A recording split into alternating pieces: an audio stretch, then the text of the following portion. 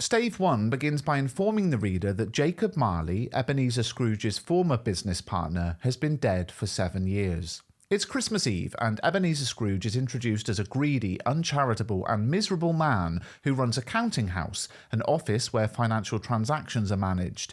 In the space of a couple of pages, we read that he doesn't want to give money to charity, is reluctant to let his employee Bob Cratchit have Christmas Day off work, makes Bob work in cold conditions with hardly any coal on the fire, and doesn't want to celebrate Christmas at all, let alone with his nephew Fred, who's invited him over. Despite this, Dickens gives Scrooge lots of humorous lines which prevent the reader from completely despising him. After work, Scrooge heads home and sees Marley's face in the knocker on the door, but dismisses it as some kind of illusion. Inside, the ghost of Marley appears, a terrifying ghost wrapped in chains and cash boxes. Marley explains that he is doomed to roam the earth as punishment for his greed in life, and that the same thing will happen to Scrooge if he doesn't change his ways. Marley tells Scrooge that 3 spirits will come to him to present a chance to avoid this.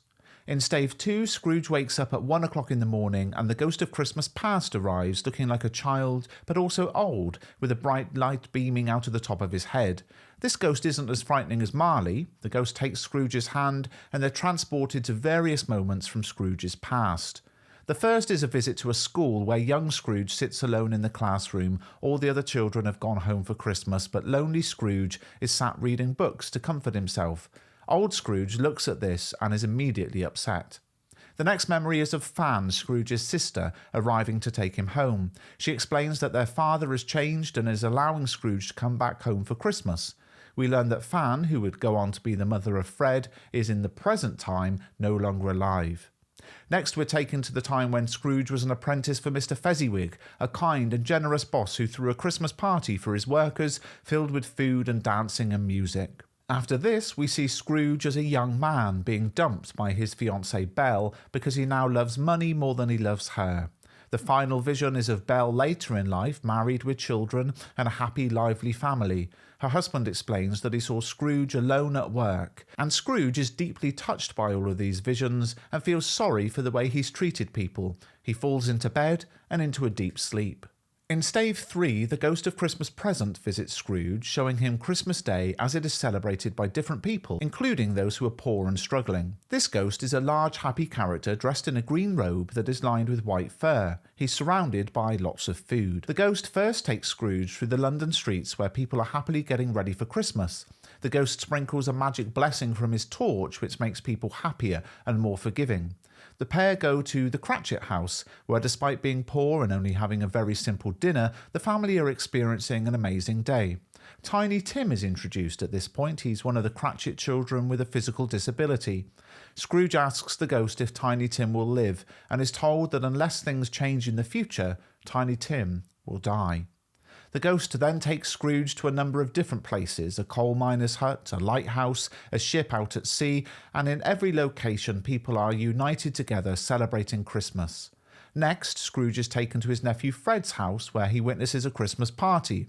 The guests mock Scrooge, but Fred says he feels sorry for his uncle. As the night goes on, the ghost begins to grow old and finally reveals 2 neglected children, Ignorance and Want, hiding under his robe. They symbolise the way society has neglected the poor. At midnight, the ghost disappears, and Scrooge sees approaching him a dark, mysterious ghost. Stave 4 is all about the ghost of Christmas yet to come, who does not speak, but takes Scrooge to various possible future events. Firstly, a group of businessmen discuss the death of a man and how that person's funeral won't have many attendees because he didn't have any friends.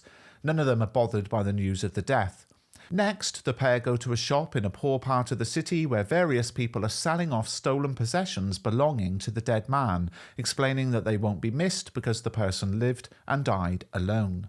And after this, they visit a home where a husband and wife are relieved at the news of the man's death because they owed him money they could not afford to repay.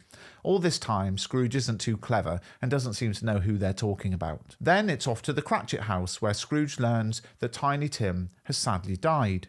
Finally, Scrooge asks to be shown the identity of the dead person and is taken to a graveyard where he sees his own grave. The dead person was Scrooge himself.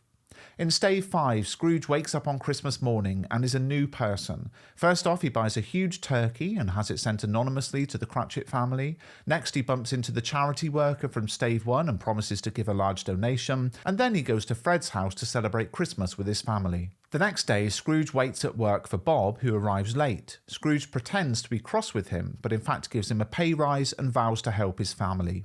He tells Bob to build up the office fires, and we learn that Tiny Tim did not die, but Scrooge became a second father to him and a good person all round, and it seems like they all live happily ever after.